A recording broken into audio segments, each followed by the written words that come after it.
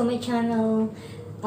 Ngayon, ang gagawin ko ay, obvious naman 'di ba, magluluto ako kasi nasa kusina ako. Ngayon, ipapakita ko sa inyo kung paano ako magluto ng spicy chicken.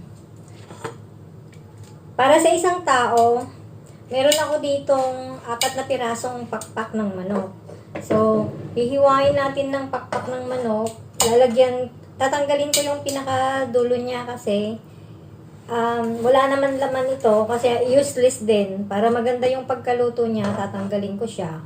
Tapos, hihiwalayin ko to guys. Mas maganda pag nakakamay para mahawakan mabuti. Ngayon, tatanggalin ko siya. Para ganyan lang siya kalaki.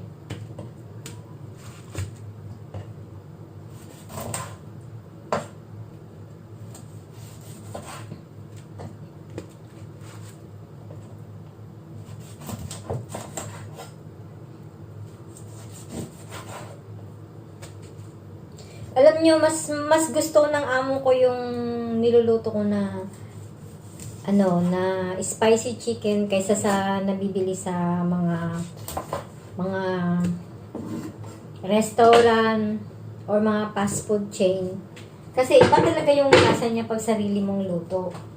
Kumbaga, alam mong i-adjust yung kung ano yung idadagdag mo, kung ano yung gusto mong lasa, di ba?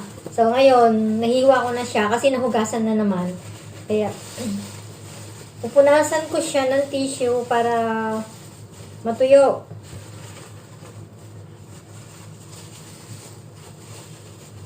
Para hindi tatalsik. Matagal din kasing maluto pag basa.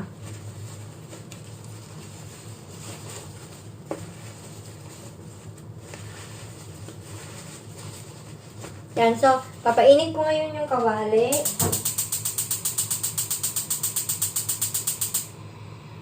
Ngayon, gagamit na ako ng reuse na mantika kasi nagamit ko na ng isang beses yon. Pwede pa naman, kaya di maganda pag magsasayang ka lang pagtatapon mo naman agad. So, ang ginagamit ko ay ito.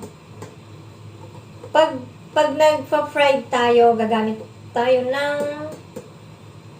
peanut oil o kaya vegetable oil or corn oil. Huwag tayo gagamit ng olive oil pag deep fry kasi masyadong mainit. So, gagamit ako ngayon ng reuse.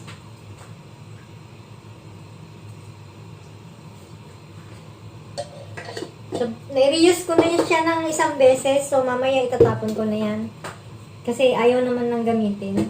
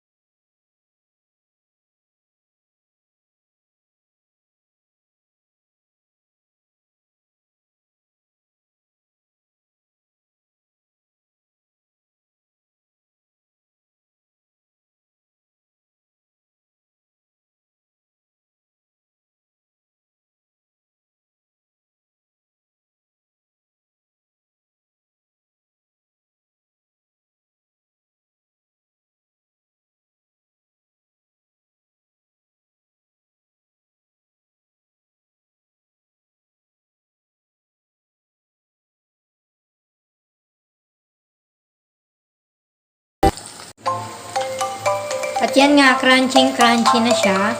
kailangan na natin siyang hanguin.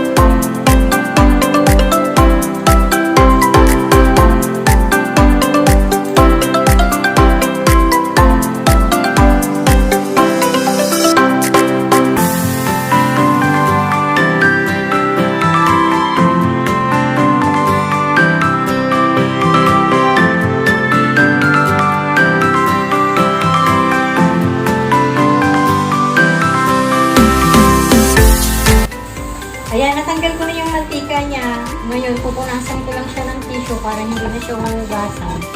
Pupunasan ko lang ng tissue para mawala yung dumi-dumi niya. O kaya, matanggalan siya ng mantika.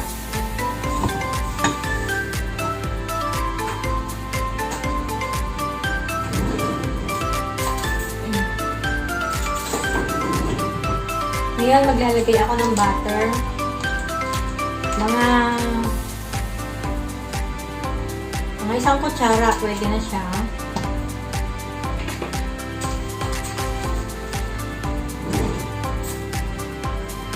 Tapos maglalagay ako ng, ito yung pinaka-importante sa lahat, yung special na panlasa niya.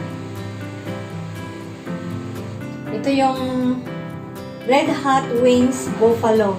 Nabibili ko ito sa Getaway. O kaya sa ibang grocery store gaya ng Welcome, Super, o kaya sa Marketplace.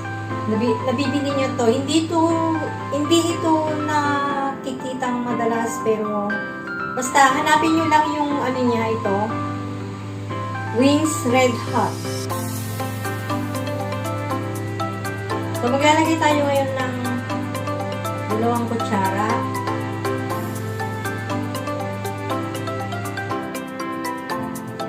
Pwede rin dagdagan nyo ng konti para lumasa.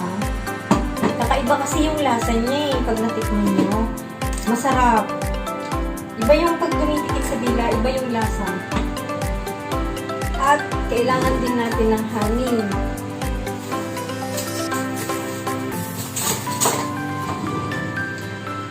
Honey. So, ang honey natin is, pag kumuha tayo, so, gamitin lang natin yung chopstick. Tapos, ganyan lang siya. Pampalapot lang.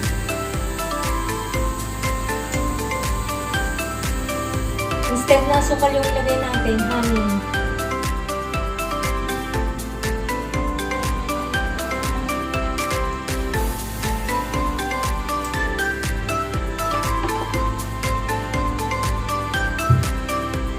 Ngayon, ipapainit ko na siya.